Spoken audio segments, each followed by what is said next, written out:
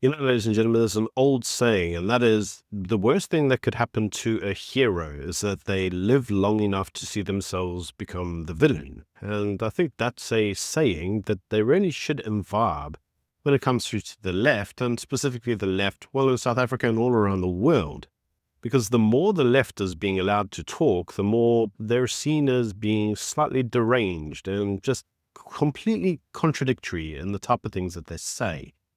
Now, this all comes after the movie called Melania has been pulled from South African cinemas. And we're going to come to that in a minute. Now, for those of you who don't know, and I'm going to be honest and say I didn't know, apparently they made a movie around Melania Trump, who's the wife of Donald Trump.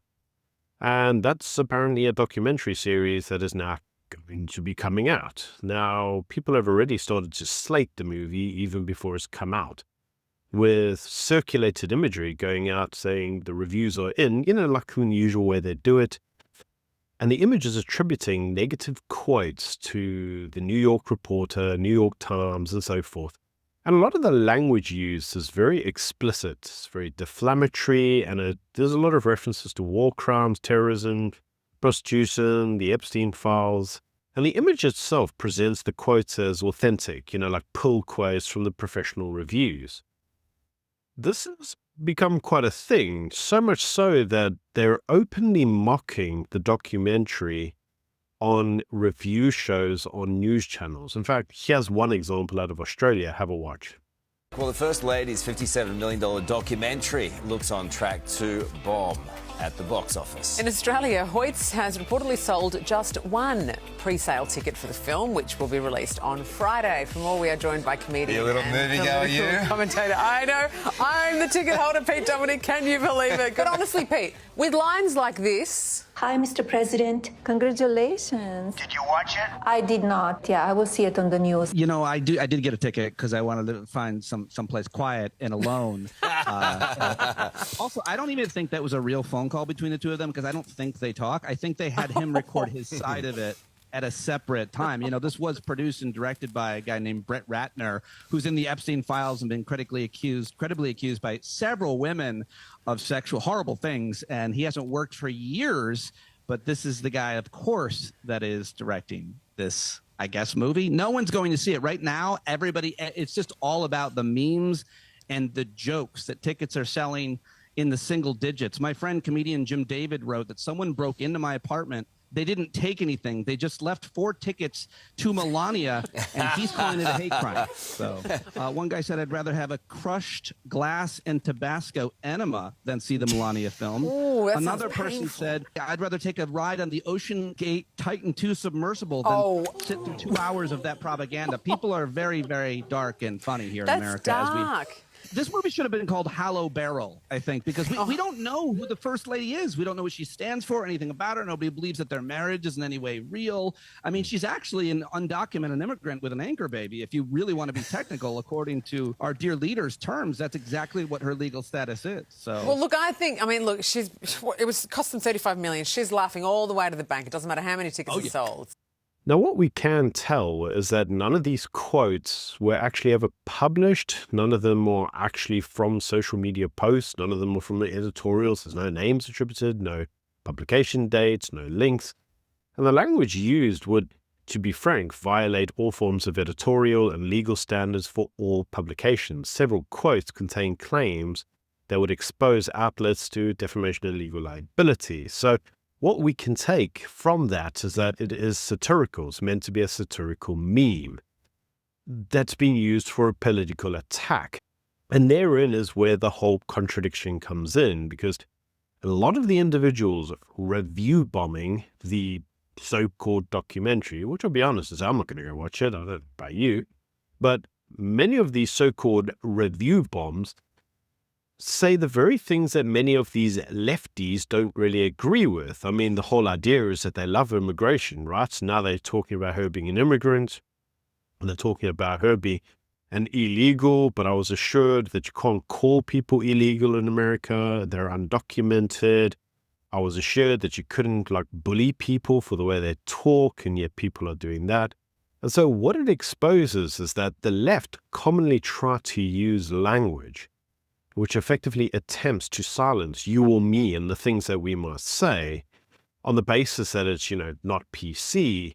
But when it comes time to use the exact same language against their political opponents, they seem to be very happy to do so. So let's actually look at this Melania documentary, which is apparently, as of today, it just got pulled suddenly from South African cinemas. And many individuals ask the question of, well, why? Because it was pulled from Ster-Kinekor and New Metro, and they just pulled it. I mean, it was actually due to be released. Now, the local distributor called Film Affinity cited the current climate as the reason. Okay, well, this is becoming really, really querisome. So apparently no formal government ban or censorship order was announced, so this hasn't come from the government. The withdrawal decision was made by distributors and cinema operators. Now, the pullout occurred independent of government's suggestions. So the government, Durkheim, didn't call them and say pull it. And it hasn't come because of fake reviews, even though the left are clearly trying to review bomb it. So why did it get pulled? And it's really a big question. Now, the documentary is meant to focus on Melania Trump. As you know, that's going to be a politically polarizing figure, well, because she sleeps with Donald Trump. She had kids with him, like she's his wife. Now, the withdrawal took place against the heightened political sensitivities which are involving US politics, Donald Trump, and South Africa's diplomatic posture. Now, we can't actually find any real evidence linking, anyone, any political pressure or review pressure or any suggestions as to why the cinema would withdraw it. But we can't help but notice that Donald Trump is about to potentially go to war with Iran. And that in South Africa would be deeply polarizing because the South African government has publicly declared support of Iran. At the same time, we know that there's a serious amount of pro-Palestinian jihadis running around the country. We see them in all their little protests and all the stupid things they do. I've covered it numerous times on this channel. And so there is a suggestion that possibly maybe those individuals will boycott key cinemas or maybe target cinemas with active violence should Trump bomb Iran. And that, ladies and gentlemen, is concerning because if a little-known documentary about Melania Trump could place South Africa in the crosshairs of political turmoil, what does that tell you about the makeup of the individuals who the South African government have imported to live here? It doesn't exactly sound like they've integrated, does it? I mean, let me know what you think of that in the comment section below. But at the time of recording, now bear in mind that tomorrow there may be some huge revelation that comes out that I didn't know about. But at the time of recording, there's no actual reason why this film was pulled. I mean, it was due to be released by both cinemas, and all they quoted was the current climate, whatever that's meant to be. So moving on to another story. Well, you will recall that the South African government came up with this idea of 100 billion rand transformation fund, a BEE fund.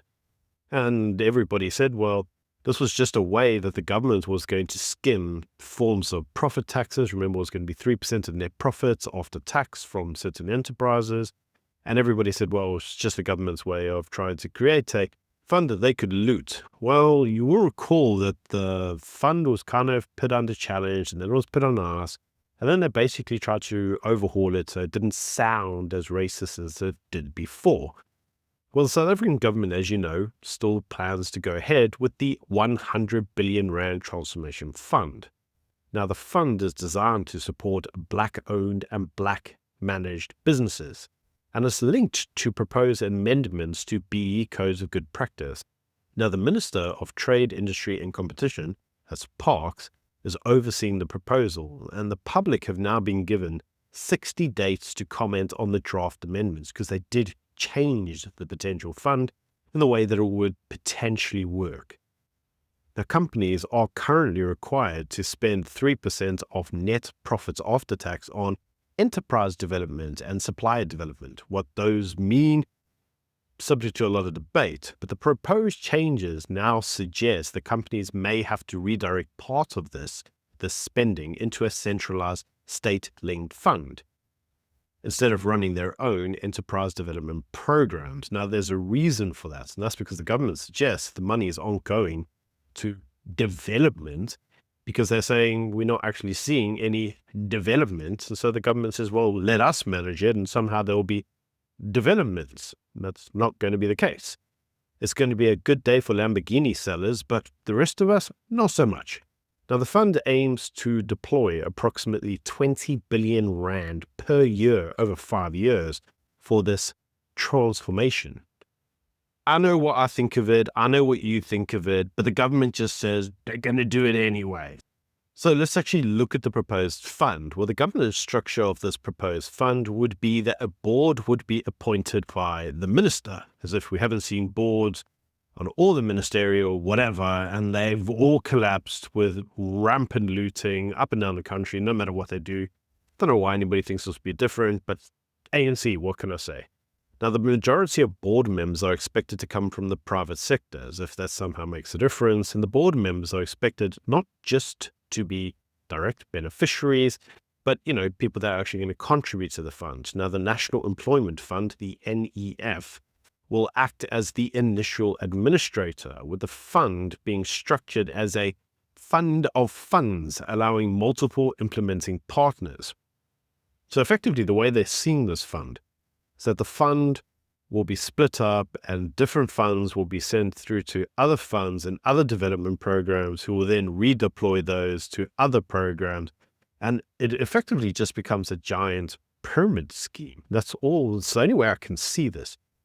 And we all know that when it comes through to these types of pyramid schemes that the government tends to adopt, well, they're open to abuse and they're open to having the funds looted. Now, government and business groups have already reported over 20 billion rand in early contributions, even before the fund has been launched. So, for some reason, businesses are going along with this. Who knows? Now, proponents say that this reflects confidence from corporate South Africa. They're saying that corporate South Africa clearly wants this, so why wouldn't they say that it's a good idea? But supporters argue that the biggest problem here isn't the fund itself, and it's not corporate South Africa endorsing the fund. Let's be honest, corporate South Africa are just saying, what can we get out of this if we give you a measly 20 billion rand between all of us? Will you leave us alone on BE or BE adoption or some bullshit? Like you and I both know they're going to get something out of this. I don't know what it is. They haven't said, but this isn't confidence in the fund. It's just merely coercion for the fund. Now, the biggest problem, and we all know this with the fund, isn't necessarily the fund itself. It's the centralization of the monies. It's the same reason why people have a problem with NHI. Centralization of a fund in government hands with a government that is notorious for stealing any fund dry is a stupid idea. I don't care who or what the fund is for. It's dumb. Now, opposition parties and business groups have raised concerns about this very issue, this centralization of capital. But when they do, as you know, they're called, racist. The other problem is going to have political control, with the ANC seeing it as something to benefit their ANC cadres. Governance and accountability of this fund will not exist. It never does. That's the problem. NHI, Transformation Fund, who cares? They're all the same thing. They're just endless, bottomless pits that the ANC thinks, well, I can loot that, and there will be weak oversight, and there will be unclear outcomes. It will just be like, let's do transformation, and let's just send the funds down the chain. Never going to get to the beneficiaries, the intended beneficiaries. It will be looted, but I can promise you right now, we are going to end up with another state capture commission investigating where the looted money went. You and I both know this. Apart from the government, they're like, no, that would never happen. I mean, it's not like it's ever happened in South Africa before, apart from every institution, including the police. So, I don't know if he thinks this is a good idea, apart from the very people who are like, Ferrari, here I come. Now, employer associations have all expressed concern about state management of private funds, because they know what I know and what you know. And critics argue that the model may deter investment rather than encourage it. And this is true. When people see the initial fund get looted, when they already hear the news reports about how the fund was used to buy a new Porsche and a new house, people are going to stop sending their money there. It will deter investment because people are not as retarded as the government seems to think that they are. Now, the reason for this transformation fund is because South Africa has experienced less than 1% annual growth over the past decade. We've got really high unemployment, and we've got persistent investor confidence issues. And the government needs something to blame. They can't just say, well, it's because of our lack of governance and the very poor way that we manage the country, people don't want to invest here. And because of our red tape and all the race laws that we put in place, we've killed economic development and innovation. They don't want to say that. So what they actually say is, well, it's because of transformation. If only we just gave more money to it. It's the typical communist idea. Communism's never really been tried before. Every time it's been done before, it's not real communism. If we do communism this time and we just do it harder, it will be better. It's the same brain dead idea that you see over and over again. Now, policy and corruption are going to be the contributing factors to the makeup of this transformation fund. It's not going to be immune from this. And all it's going to do is it's going to be yet another reason why investors look at the country and go, I don't put my money there. I gave money to this transformation fund, and they can't even manage that. And to be honest, it's not the wrong approach. The South African government is just retarded when it comes through to managing money that's not their own. Now, talking of another retarded thing in this government, well, Cyril Ramaphosa has extended another commission of inquiry. Yes, another commission of inquiry has been extended. Now, this inquiry, there's one I didn't even know existed, was actually an inquiry into the fitness for office of an advocate, Andrew, who was suspended from the South Gauteng DPP. So for those of you who don't know who that is, apparently that's actually a public prosecutor. So the reason they've had to extend this inquiry is because only one witness has actually testified so far in this inquiry, despite, as you know, loads of money being set aside for this inquiry. So just love these inquiries. So I think we should really start paying more attention to these inquiries and seeing what are we actually getting for our money, because ultimately it's taxpayers' money, right? So the key testimony so far from the whole one witness, even that in itself remains incomplete. Multiple witnesses have just failed to appear as scheduled, and evidence leaders reportedly failed to meet any form of deadline. So even when they're asked to provide evidence, nobody ever does. Now, an inquiry chair cited procedural disarray and stalled progress. And they're saying, as per usual, if you really want to delay things in South Africa, all you have to do is adopt the Stalingrad strategy and nothing ever goes forward. Now, the inquiry itself was supposed to be chaired by a retired Constitutional Court justice. Seen that before, haven't we? Seen it with, well, pretty much all of the inquiries. Cyril always appoints a retired Constitutional Court justice, and that's meant to somehow give it legitimacy. Now, this specific advocate, who, as I'm sure you can imagine, is probably still getting paid, right? A recommendation had been given in 2023 to suspend him, but that recommendation to suspend him is still under cross-examination. Bear in mind, this was in 2023. We're now in 2024. Now, the whole purpose of this inquiry in the first place is to determine whether he's fit for office. It's basically a procedure to determine whether they should fire him. That's it. And it's already hard delayed. It's due to be resuming in February 2026. The final findings are expected later in the year. I mean, it's a joke. Now, I mention this inquiry because yet again there's more money being spent on inquiries. For somebody to stay in an office and get paid a salary and do nothing for 3 years? That's grossly inefficient. And I mention it because we have to remember that there's another very famous inquiry going on right now. It's the police capture inquiry. And Cyril told us at the start of the police capture commission that he would do investigations, and within 6 months they'd do an interim report, and then he would go on and he'd get a final report and he'd communicate it. Has anybody noticed how the 6-month mark's gone? Loads of stuff has come out in Parliament. A lot of it is shocking. It implicates the highest members of the ANC in the worst crimes possible. No one's gone to prison. Cyril's had the reports. And you and I, we know nothing about them. It's almost like Cyril lied. But he'd never do that, would he? I mean, he'd never lie. Apart from, like, all the time. And we all know what an inquiry now means. An inquiry effectively means I'm going to stall any form of accountability for what's occurred, and I'll just kind of like sweep it under the carpet. And even if the report finds me guilty or something, I'll just deny it.